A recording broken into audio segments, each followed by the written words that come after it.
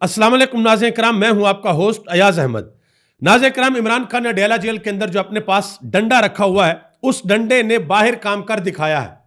इमरान खान की senior leadership जो कि थोड़ी सी पीछे हटी थी, इमरान खान ने उनके पेच जरा कसे थे और वो अब अपनी लाइन के ऊपर आ गई है।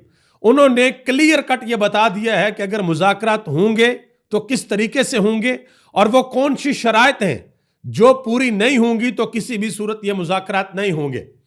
इमरान खान के साथ मुलाकात की है बैरिस्टर अली जफर ने और उन्होंने बड़ी अहम बात बताई है। इसके अलावा पाकिस्तान तहरीक इंसाफ ने दूसरा अहम तरीन काम कर दिया है और जो 24 और 26 नवंबर के हवाले से अदालत से रुजू किया था, आज उसकी इब्तदाई समात भी हो गई है, यानी कि पहली समात आज उसकी हुई है। इमरान खान ने जो बात की है वो जरा पहले आप सुन लें। बैरिस्टर अली जफर ने कहा कि मेरी इमरान खान से मुलाकात हुई है, वो गुस्से में थे। उनका कहना था कि मुज़ाकरात का यह तरीका नहीं होता, हम किसी से भीख नहीं मांग रहे, हम पर इल्जाम था कि आपने बातचीत के दरवाजे बंद किए हुए हैं, हमने सिर्फ वो दरवाजे खोले हैं, दो शराइत रखी हैं वो पूरी करें, हम मुज़ाकरात करेंगे। यह इमरान खान ने क्लियर कट कर दिया, क्योंकि तहरीक इंसाफ के ऊपर यह इल्जाम लगाया जाता था कि ये बातचीत नहीं करते, ये सियासी लोगों के साथ नहीं बैठते, इन्होंने मुज़ाकरात के दरवाजे बंद किए हुए हैं।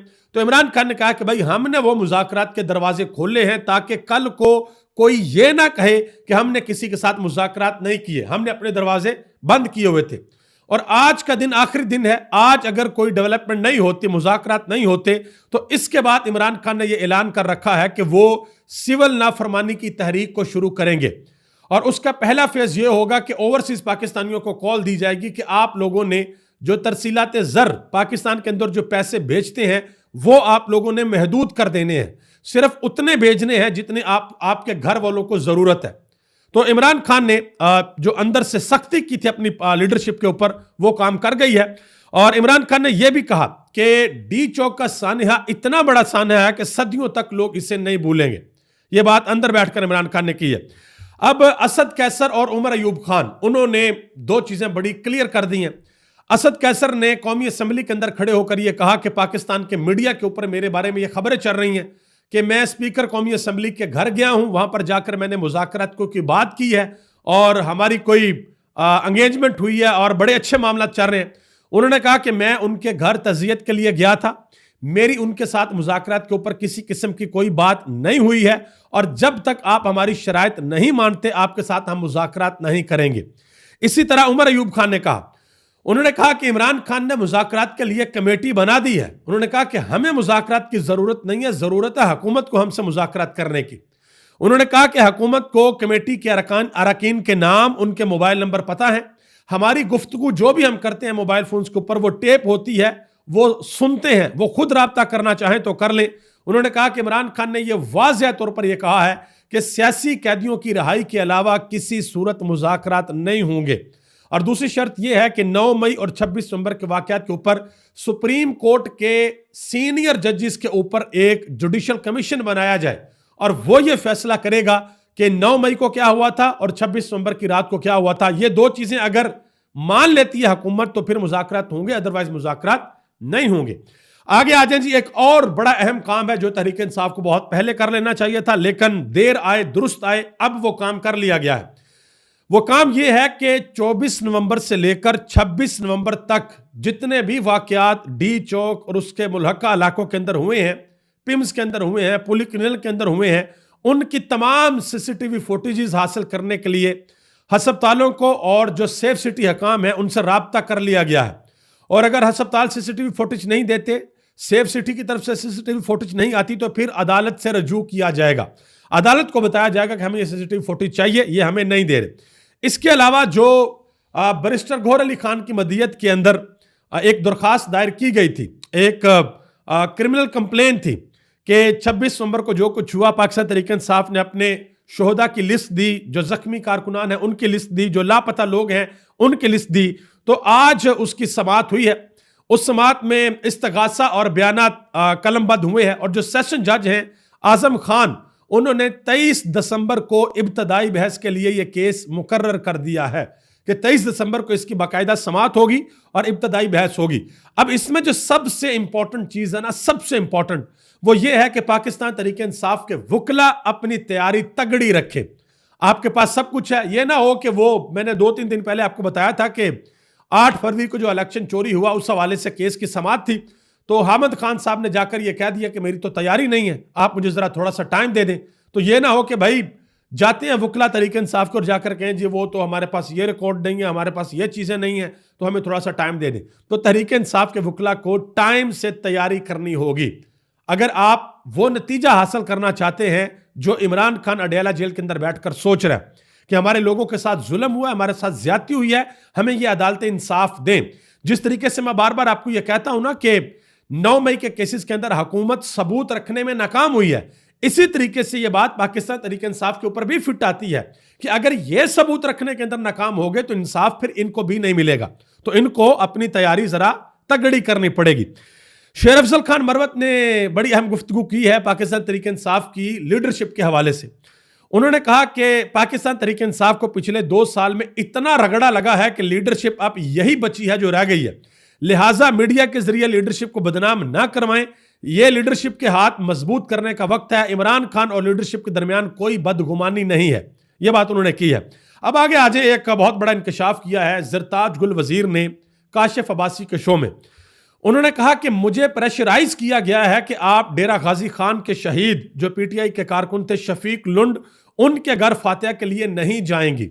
ये उन्होंने काशिफ अब्बासी के शो के अंदर इंकशाफ किया है। सोशल मीडिया के ऊपर जो डेरा गाजी खान के लोग हैं, सोशल मीडिया एक्टिविस्ट हैं, वो इस बारे में आवाज उठा रहे थे कि जरताज गुल वजीर साहिबा आखिर क्यों उनके घर पर नहीं जा रही, इनको जाना चाहिए। तो उन्होंने बता दिया काशिफ अब्बासी के शो में कि मुझे प्रेशराइज किया गया है कि आप डेरा गाजी खान के शहीद के घर नहीं जाएंगी। अब आप अंदाजा लगाएं कि जरताज गुल वजीर किसी आम सीट के ऊपर नहीं है, तहरीक इंसाफ की पार्लियामानी लीडर है ये कौमी असम्बली के अंदर, तो इनको भी नहीं जाने दिया जा रहा। आगे आ जाए जी, जस्टिस मंसूर अली शाह ने एक और खत लिख दिया है और यह खत लिखा है जस्टिस जमाल बंदोखेल को। अब यह खत के अंदर क्या लिखा है, इससे पहले मैं एक छोटी सी चीज आपकी खिदमत में रखना चाहता हूं, इसको जरा गौर से सुनिएगा। बहुत से लोग दुनिया में ऐसे होते हैं, मैं अभी किसी मजहब की बात नहीं कर रहा कि उसका तल्लक किस मजहब से होता है, किस फिरके से होता है, किस नस्ल या रंग से होता है, मैं सिर्फ एक जनरल बात आपके सामने करने लगा। बहुत से लोग दुनिया के अंदर ऐसे होते हैं जो कि हक के लिए, सच के लिए, अच्छी चीज के लिए, सच्चाई के लिए लड़ते हैं, लेकिन बाज़ औक़ात उनको कामयाबी नहीं मिलती। तो याद रखिएगा। अब मैं जरा आता हूं अपने केस में, यानी कि पाकिस्तान के अंदर जो हो रहा है और जो हमने इस्लाम की तारीख देखी है शुरू से लेकर आज तक 1400 सालों में, अल्लाह ताला की जात को कभी भी यह नहीं चाहिए होता कि आप रिजल्ट दें। मिसाल के तौर पे मैं एक छोटी सी मिसाल आपके सामने रखता हूं कि आपके सामने कोई गलत काम हो रहा है, आपके सामने आप किसी चीज में जाकर गवाही दे सकते हैं, आप उसको अच्छा करने की कोशिश कर सकते हैं, तो आपकी जिम्मेदारी यही है कि आपने कोशिश करनी है। अल्लाह ने नतीजा आपसे नहीं मांगना, अल्लाह ने आपसे यह पूछना है कि खड़े किस तरफ थे, सच की तरफ या बातिल की तरफ, झूठ की तरफ, रास्ता कौन सा था आपका, यह बड़ी इंपॉर्टेंट चीज है। तो जो रास्ता जस्टिस मंसूर अली शाह ने लिया हुआ है, अल्लाह जानते हैं कि वो कामयाब होंगे या नहीं होंगे, लेकिन तारीख ये गवाही देगी। आज तक जो मैं आज आपसे बात कर रहा हूं, आज तक जो जस्टिस मंसूर अली शाह ने जो कुछ किया है, तारीख ये गवाही देगी कि वो सही रास्ते के ऊपर खड़े थे। उन्होंने जो खत लिखा है वो जरा सुने। उन्होंने कहा कि पाकिस्तान की अदलिया इस वक्त तारीख के सबसे कमजोर तरीन दौर से गुजर रही है। मेरी राय में जब तक जुडिशल कमीशन के रूल्स नहीं बन जाते, हम जजेस का तकर्रर नहीं कर सकते। 26वीं आईनी तरमीम से पहले जजेस की तैनाती में अदलिया का अहम किरदार होता था, मगर अब यह तवाज़न बिगड़ चुका है। अब जजेस की तैनाती में एग्जीक्यूटिव का किरदार बढ़ चुका है। जुडिशल कमीशन की तश्कील में गैर मामूली तब्दीली से आला अदलिया में जजेस की सियासी तैनातियों, कोर्ट पैकिंग और ऐसे जजेस की तैनाती का खतरा है जो कानून की हकमियत के नजरिए पर कामल यकीन नहीं रखते। ये उन्होंने बात बताई है कि ये जो 26वीं आईनी तरमीम हुई है, जो जुडिशल कमीशन आपने बनाया है, इससे अगर आप जजेस को लगाएंगे तो ऐसे जजेस आएंगे जो कंप्रोमाइज भी हो सकते हैं, जो कानून की हकमियत के ऊपर मुकम्मल यकीन नहीं रखते। और लाहौर हाई कोर्ट के अंदर गालिबन 25 या 27 सीटें खाली और 47 उम्मीदवार खड़े हुए हैं।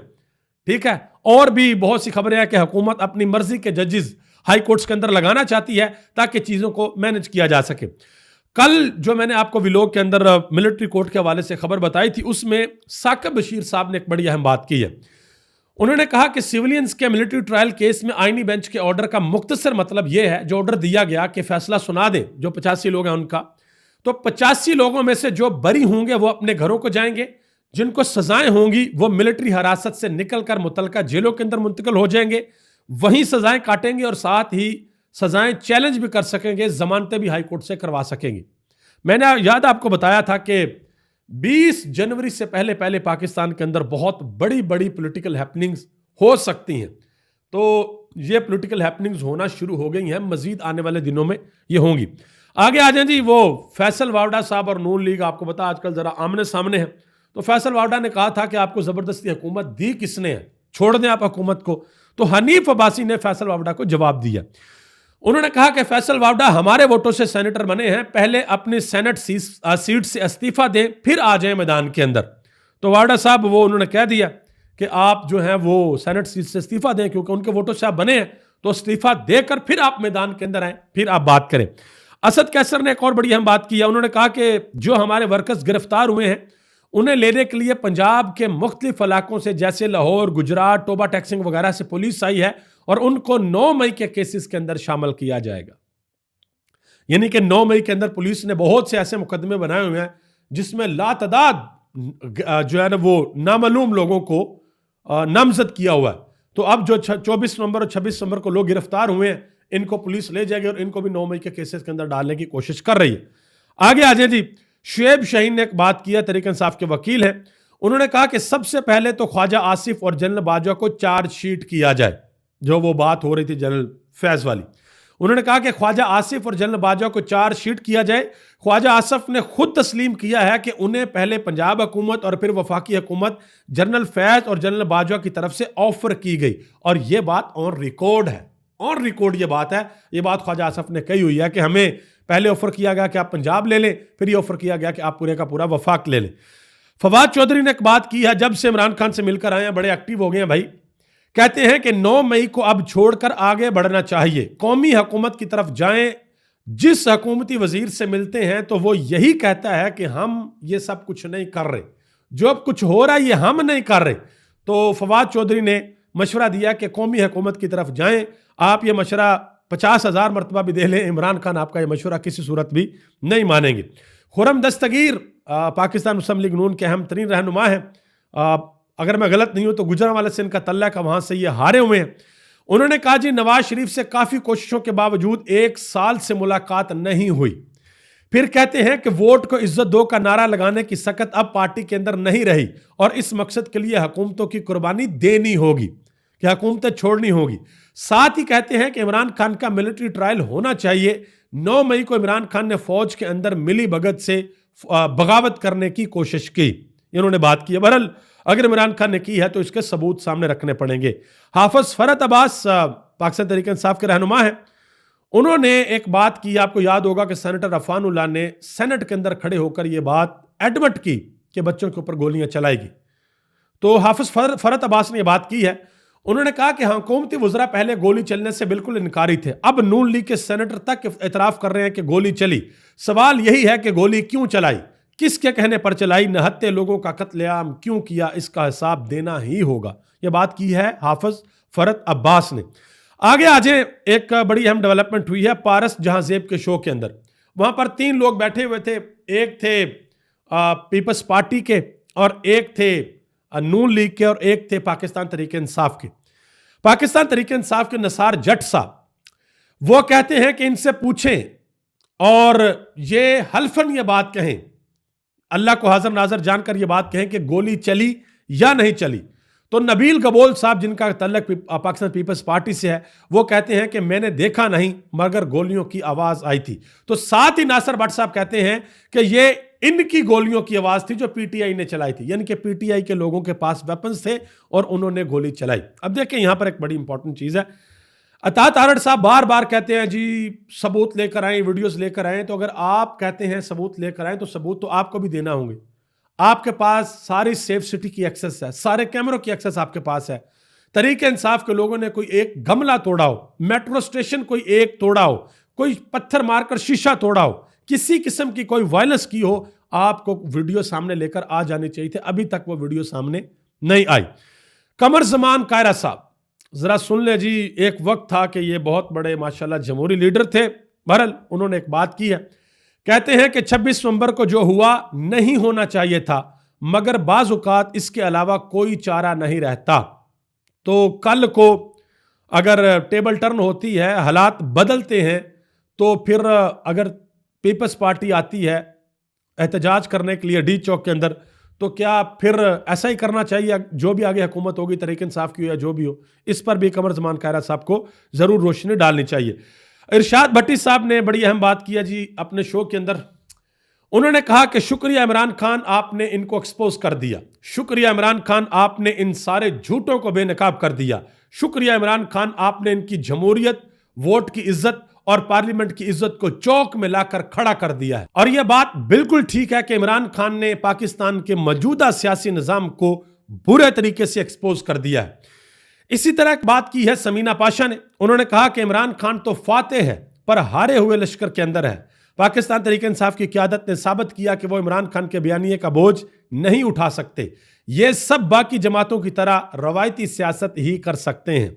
मजीद उन्होंने कहा कि जो मरियम नवाज साहबा ने चाइना का दौरा किया, उन्होंने कहा कि मरियम नवाज का इस्तकबाल चीन में किन लोगों ने किया, उनके नाम क्या हैं, उनका ओहदा क्या है, ये तो पीटीवी वालों को भी नहीं पता और ना ही इनकी अपनी पार्टी वालों को पता है कि मरियम नवाज का इस्तकबाल किसने किया, उनकी जो मुलाकातें हुई वो किन लोगों के साथ हुई।